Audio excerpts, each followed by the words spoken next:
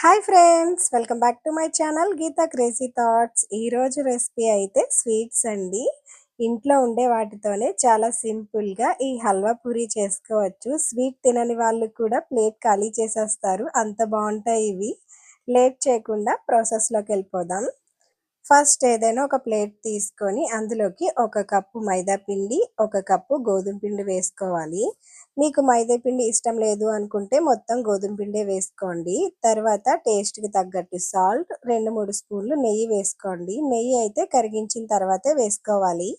మీకు నెయ్యి ఇష్టం లేదు అనుకుంటే కనుక బటర్ కానీ ఆయిల్ కానీ వేసుకోండి. బట్ ఈ స్వీట్కి అయితే మాత్రం నెయ్యే బాగుంటుంది. నెయ్యి మొత్తం కలుపుకున్న తర్వాత కొద్ది కొద్దిగా వాటర్ వేసుకుంటూ చపాతీ పిండిలాగా అయితే కలుపుకోవాలి. వాటర్ ఒకేసారి వేసుకోకూడదు, కొద్ది కొద్దిగా అయితే కలుపుకోండి. మనం చపాతీ పిండి కలుపుకుంటాం కదా, అంత గట్టిగా కాకుండా ఇంకా లూజ్గా మెత్తగా అయితే కలుపుకోవాలి. అప్పుడే ఈ హల్వా పూరి అనేది బాగుంటుంది.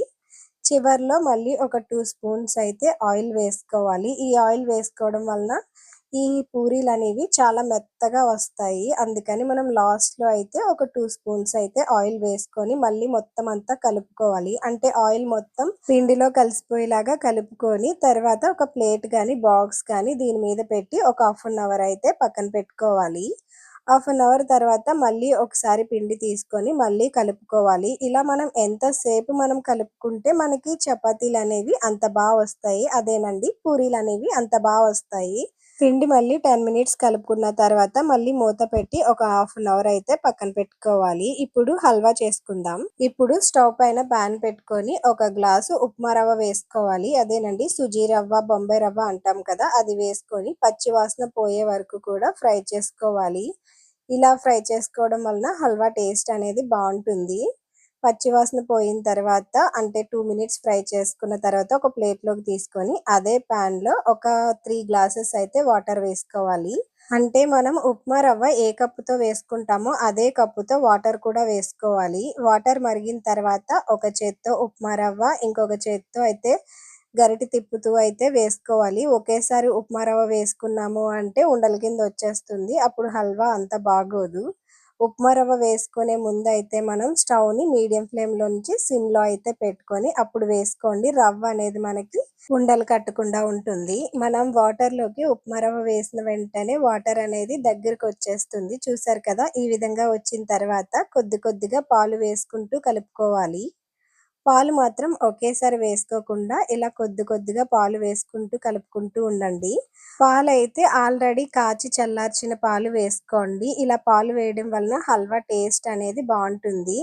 ఇప్పుడు పాలన్నీ వేసిన తర్వాత కొద్దిగా రవ్వ దగ్గర పడిన తర్వాత అప్పుడు ఒక గ్లాసు బెల్లం వేసుకోండి.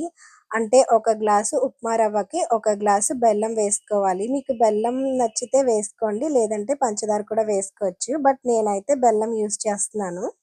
బెల్లం వేసిన తర్వాత ఇంకొంచెం లూజ్గా అనిపిస్తుంది. అప్పుడు 2 స్పూన్స్ అయితే నెయ్యి వేసుకొని కలుపుకుంటూ ఉండండి.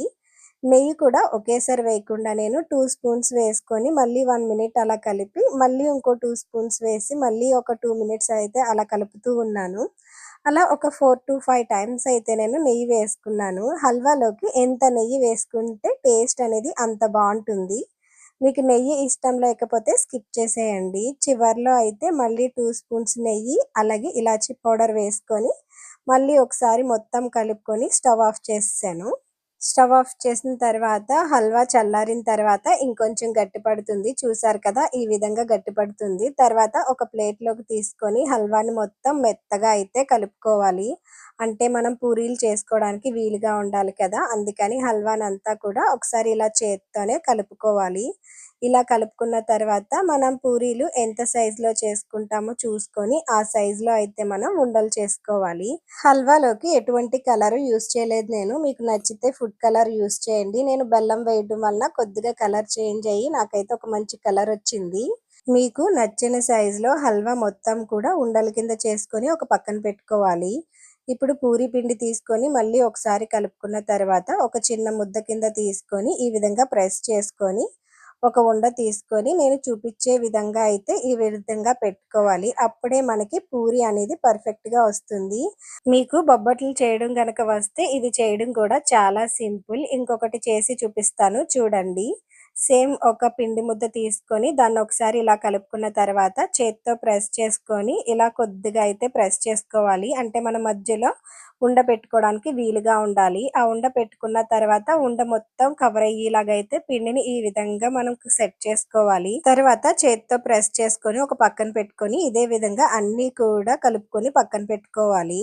తర్వాత ఒక కవర్ గాని, బటర్ పేపర్ గాని తీసుకొని 2 సైడ్స్ కూడా ఆయిల్ అప్లై చేసుకొని, మనం ముందుగా తయారు చేసుకున్నాం కదా! దాన్నయితే ఇలా చేత్తో ప్రెస్ చేయండి. ఫస్ట్ అయితే చేత్తో ప్రెస్ చేసిన తర్వాత కవర్ క్లోజ్ చేసి జస్ట్ చేత్తో ఇలా ప్రెస్ చేశామంటే అలా జారిపోతున్నట్టు అనిపిస్తుంది.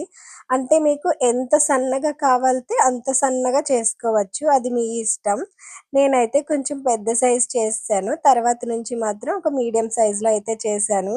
చూసారు కదా! చేత్తో ఇలా ప్రెస్ చేస్తే చాలు మంచి నీట్‌గా అయితే వస్తది.